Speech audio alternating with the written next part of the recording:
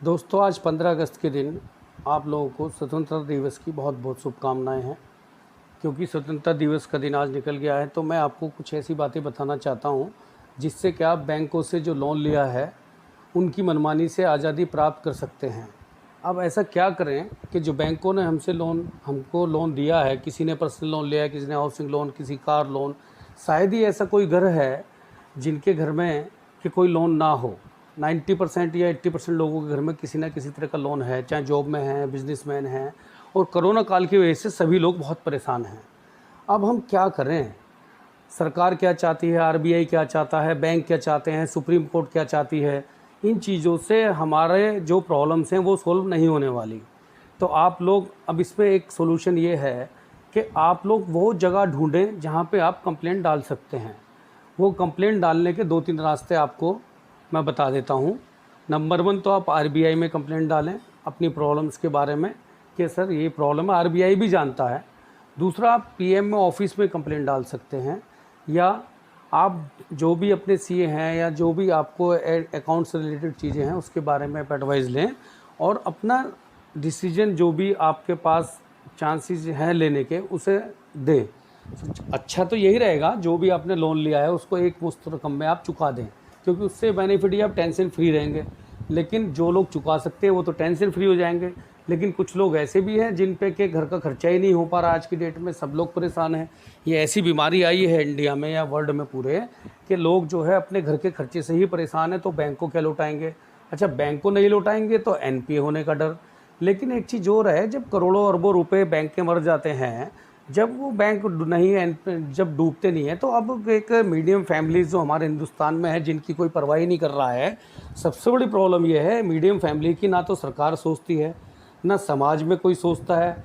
बेचारे छोटे जो लेवल के लोग हैं, लोअर क्लास, उनको वैसे कोई दिक्कत नहीं, उन्होंने तो 500 रुपये रोज़ कमाना है, 500 खाना है, ज़िंदगी कट रही है, उन्हें वैसे कोई टेंशन नहीं।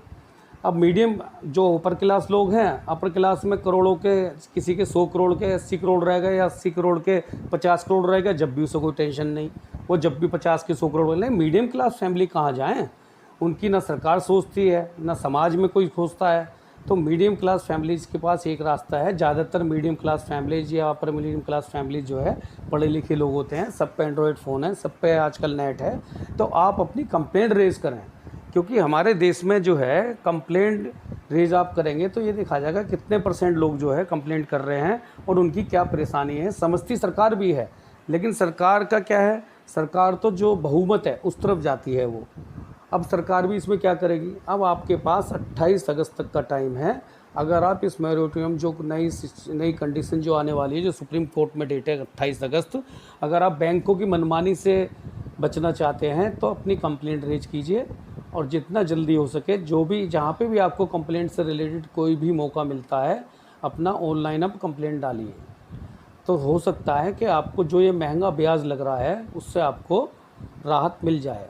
अच्छा, महंगा ब्याज का भी देखो, एक तो वैसी बीमारी की मार, ऊपर से माना आपको रूटीन में इंटरेस्ट देना पड़ रहा है 1 लाख पे मात्र 1100 रुपये, कॉमन पर्सनल लोन पे 1200 रुपये महीना।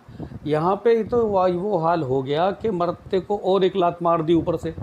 आपने पेनल्टी नहीं लगाई, कोई बात नहीं, चलो कोरोना काल में, लेकिन इंटरेस्ट तो इतना लग रहा है कि आपके 1 लाख के 1,10,000, 1,05,000 इतने मैसेजेस आते हैं लोगों पे। वो बेचारे रात को सो नहीं पा रहे हैं। तो इसका कोई ना कोई सोल्यूशन जो है निकालना चाहिए सरकार को और आरबीआई को मिलके। रही बात, आप कोर्ट में जाएं, कोर्ट में कितने लोग जाएंगे? कोर्ट में पहले ही 1000 केस चल रहे हैं।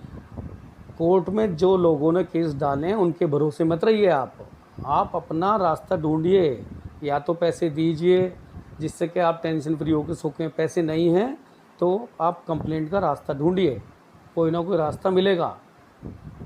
तो मेरा ये कहना है, जो मीडियम क्लास फैमिलीज़ हैं उनकी प्रॉब्लम्स को देखते हुए, कि जो टेक्निकल चीज़ें हैं वो सारी आप यूट्यूबर्स दिखाते रहते हैं आपको कि उन्होंने वहाँ कर्नाटक में कंप्लेंट डाली हुई है, किसी ने साउथ में डाली हुई है, किसी ने सुप्रीम कोर्ट में, कहीं हाई कोर्ट ने, बॉम्बे हाई कोर्ट ने या कर्नाटक हाई कोर्ट ने कुछ आदेश दिए हैं एजुकेशन लोन से रिलेटेड। मैंने कि कॉमन जो मीडियम फैमिली की प्रॉब्लम है वो कौन समझेगा? तो सुप्रीम कोर्ट को समझने के लिए, समझाने के लिए अपनी कंप्लेंट रेज कीजिए। और आप कुछ कर भी नहीं सकते हैं, कम से कम इतना तो हो ही सकता है जो मेन मुद्दा है। अब हम लोन को बढ़ा दें 2 साल, 2 साल और टेंशन में रहो, अरे 1 साल बढ़ा दो भैया, इंटरेस्ट कम से कम ले लो ना। अब वैसे भी तो जो है 10% 8% जो है पे इंटरेस्ट दे ही रहे थे। अब ऐसा कोरोना काल में क्या हो गया कि आपका इंटरेस्ट जो इतना ज़बरदस्त लगा दिया आपने। अगर बंदे के पास पैसा नहीं है, किसी पे वो नहीं है EMI दे पा रहा 6 महीने, उसका रीज़न क्लियर कट है। आप रिस्ट्रिक्शन कर रहे हैं, कोर को रिकंडीशन में डाल रहे हैं, 2 साल और बढ़ा रहे हैं, 12 महीने और बढ़ा रहे हैं, उससे क्या होने वाला है? उससे थोड़ी राहत मिल जाएगी। लेकिन मेन चीज़ ये है, जो मोटा इंटरेस्ट लगा हुआ है, जो इतना ज़्यादा इंटरेस्ट है, वो तो बेचारा 2 साल और ज़िंदगी नहीं जी पाएंगे ढंग से, जो इस तरह का लोन लिए बैठे हैं लोग। अब उनकी भी मजबूरी है, तो मजबूरी का फ़ायदा ना उठाते हुए बैंक को कोई देखना चाहिए कि उनका NPA ना बढ़े, और ये जो है कस्टमर हमारा जो बेचारा पिछले फरवरी तक टाइम से पैसा देता आ रहा था, वो हमें धीरे धीरे लोन लौटा दे। जितना मैक्सिमम इंटरेस्ट वेव कर सकते हैं वो करें। और अब किसी के मकान ले लो, गाड़ी ले लो वापस, उससे तो बैंकों का काम भी नहीं चलने वाला, क्योंकि आजकल सिचुएशन सबको पता है कि क्या होने वाला है। थैंक यू दोस्तों। अगर आपको इस वीडियो में कुछ अच्छाई लगती है, कुछ सच्चाई लगती है, तो मेरी आपसे रिक्वेस्ट है, जो फ्री है आप इसे शेयर कीजिए, तो ज़्यादा से ज़्यादा लोग जो 28 अगस्त से पहले ये बात RBI और सरकार तक पहुंच जाए हमारी, जिससे वो हमारी हेल्प कर सकें। वो चाहते भी हेल्प करना, लेकिन जितना हम उन तक अपनी बात पहुंचाएंगे उतनी ज़्यादा हमारी हेल्प होने के चांसेस हैं। धन्यवाद।